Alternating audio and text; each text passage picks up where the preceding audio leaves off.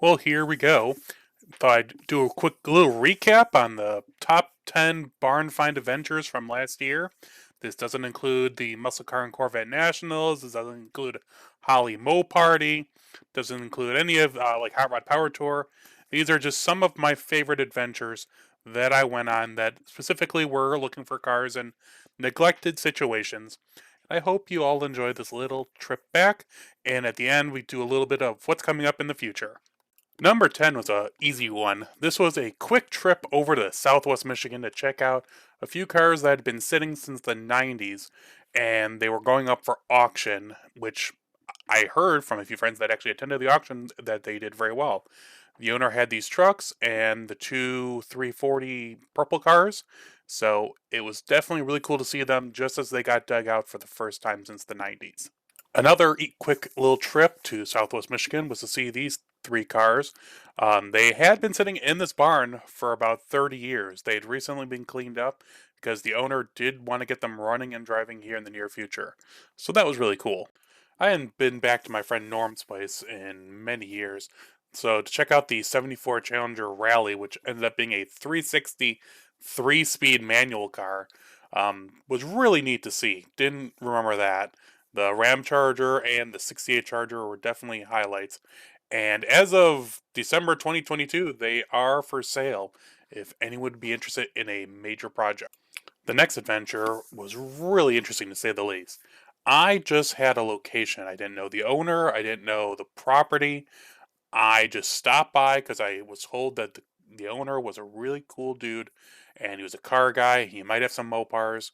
So I just showed up at his door while I was working outside and he was kind enough to take a few hours out of his day and show me around. And fortunately or unfortunately, the only Mopar he really had was this 71 Challenger, which he pulled out of basically a stream bed because it was about to get crushed. It eventually did end up at another gentleman who I was actually able to buy parts off of it for my 71. So it all came around. But the owner of this property was a super great guy. He told me the history, like on this Camaro, it's a 69 Camaro, it's not a real Z28 or anything, but it is powered by a Pontiac V8, which was really cool. And he just had stuff, amazing stuff all over the place.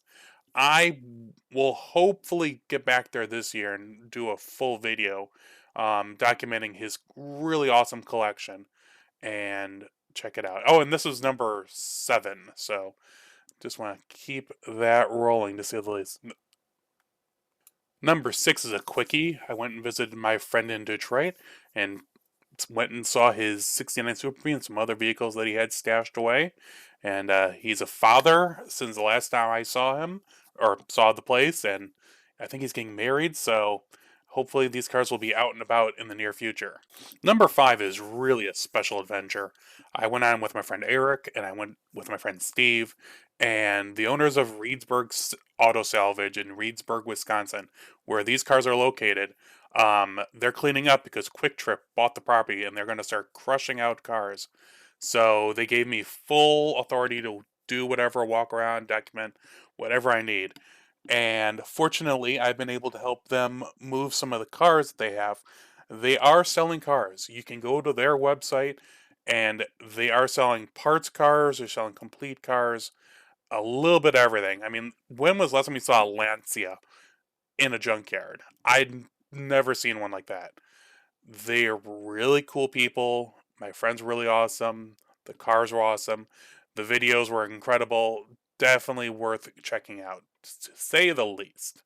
Number 4 was extremely close to my heart because this was the one that I went and documented 20 years ago with the Superbird in the barn. And the owner, Tony, he's a good friend of mine now. He invited me out there, and I hadn't been there since the last time 10 years ago. So his son had grown up, cars had moved, things had changed. It was really a awesome experience going back to where I went to college 15 years, 20 years ago, and to see these cars that were there at the beginning of what I was doing, becoming, the auto archaeologist. So it was really nice to do and see, and I hope to get back there in the near future. Number 3 is really unique because I haven't shown anything on this yard at all, but it was a really awesome adventure that I went on with my friend Bill. This will be the first series of videos that I'll be releasing in 2023. The cars, the motorcycles. He had some like 3,000 Honda motorcycles. He had Chevys, he had Fords, he had a little bit of everything. The owner was super cool. We actually had breakfast with him the next day at his, I think it was his sister's diner in town. It was a great adventure right after Power Tour, and I just ran out of time to document everything. There's stuff where I'll link to in these videos. With there's Bill and his Falcarino.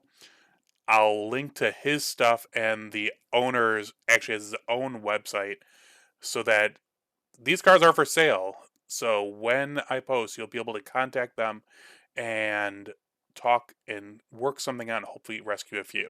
The number two adventure was one of the highlights of the year. And it was really early. It was like March of 2022 when I went.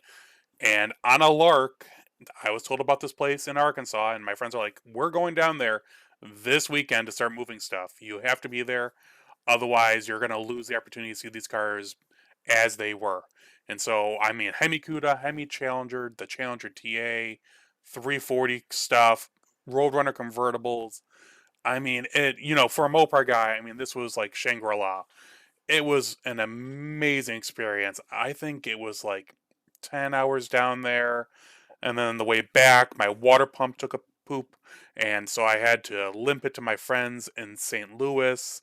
Thank you, Rob. Thank you, Jason and Laura, for taking care of me. Man, that was an incredible adventure I will never forget. And this is number two, which tells you that, well, this was pretty cool and, high quality Mopar stuff. The last one, I think you guys will agree, is pretty top. And the number one adventure for 2022, I will say, is my friend Todd's place. And, people actually commented that I call people friends is because legitimately they become my friends after this. And I talk to Todd almost weekly. During the holidays, it's been a little rough with being sick and all that. But Todd giving me the opportunity to go through and just walk and talk with him through his collection of cars. And now he's so excited about what's going on is we are putting together a list of cars that are going to be for sale. Like the Buick for sale, I think that Camaro's for sale. There's a handful that aren't for sale, but he's selling off a majority. And it's just things got crazy with the muscle car and Corvette Nationals and everything in the last end of this year, and then being sick and traveling. So I definitely took time to make sure that I did this right. I actually created a map, and me and Todd went through it to make sure all the information is correct and where each car is, what each car, consists of, what he has for it, and the videos on these were a blast. And I hope to be back there in the near future because we've already sold one of the Camaros, that one right there. So things are changing, to say the least. A few honorable mentions is like this 68 Shelby GT350 convertible that I didn't do much of anything. It was on Facebook Marketplace, and the owner, it was super sweet. She allowed me the opportunity to come and document it, and as of right now, it's sold and it's being put mechanically back to running and driving, which is really cool. Like, and this Hurst Olds and the 69 Super B, completely out of the blue, just saw them driving down the road. Not much of an adventure. This was a different one. This was another one, but I'll get into that in the future. Then this 71 Challenger RT and the other Challenger that's on the property, I know nothing about them. They were just on the side of the road, and I took some pictures. And then, of course, the 69 Daytona, I check on it every year. Nothing's changed there. These, I really can't share much about it, but you'll see here, it's a Hemi 69 Charger. And then the last one is I can't even share a picture of it unblurred as of right now. But as soon as I can, I will show everything on this car. And I know people are really looking forward to it. So keep watching.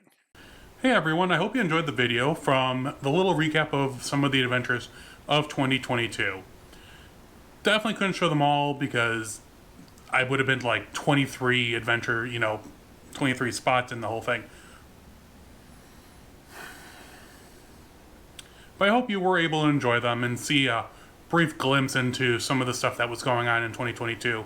And we have a lot more coming up in 2023, to say the least. The blue car is going to be worked on here shortly because I just saw a coolant leak on it. Yay. With 253,000 miles. It's not unexpected, to say the least. Otherwise, I mean, it's been a great car. And then the green car, working on that, I actually got the last pieces of trim that I needed for my 71. It was missing all the trim that goes around the top of the doors and all that. And I was missing one of the fender pieces. And there it is. So this year I'll be working on the 71. My friend sent me the resistor I needed for the AC box. Thank you, Rob. I'll be doing a video on his stuff here in the future. And then for Christmas, I got a drone. So I know of a few spots that this will come in very handy, to say the least. So if you have any tips or tricks to drone footage, let me know in the comments. And I hope to be editing the videos better this year as well.